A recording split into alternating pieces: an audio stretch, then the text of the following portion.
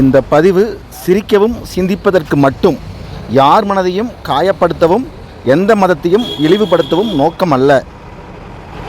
சரி, வாங்க வீடியோ பார்க்கலாம்.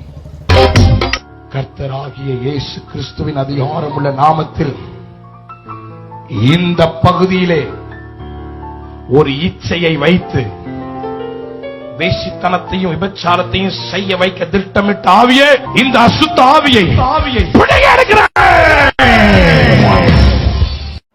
அதாவது கண்ட கசமாலத்து கிட்டலாம் போனவனே, ஆவி கிட்ட போனவனே, பாவி கிட்ட போனவனே, அவனுடைய வாழைப்பழத்து மேல கைய வச்சு மந்திரிச்சு வாழைப்பழத்தை புடுங்கிட்டார். ஆனா அவர் கையில காட்டல, அதை புடுங்கினது அவர் பாக்கெட்ல போட்டுன மாதிரி இருக்குது புடுங்கி.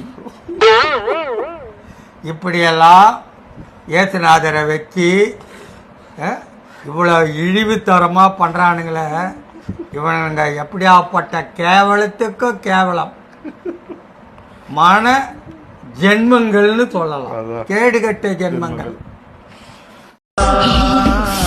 என்னடா பூசா ஒரு ஜீசஸ் அக்கா வந்துட்டாங்க, ஜீசஸ் பேரு சொல்லினே.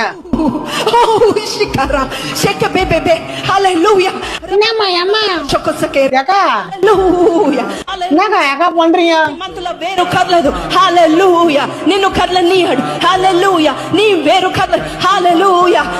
ఎవరికి తెలియని మర్మాలు, బహు వివేకం కలిగిన మర్మాలు, రికాబా షోరోలే రకాబాక show సికారో, in the name of Jesus receive it. hallelujah. பைத்தியம் எனக்கு பிடிக்குதா இல்ல அந்த அக்காவுக்கு பிடிச்சிருக்குதான்னு தெரியலையே. ஸ்ரீபக்கா மரக்கா முரக்கா சரக்கா சொரக்கா நின்று இருக்கு அந்த அக்கா. ஏசப்பா, நான் ஏசப்பா உன் சிறுவிலேயே இந்த அக்கா மண்டமாலேயே போட்டு திருத்து அக்கா. பைத்தியம் கீத்தியம் பிடிச்சிட்டு இருக்குது புழுது. என்னத்த சொல்றதுன்னே தெரியலடா அம்மா.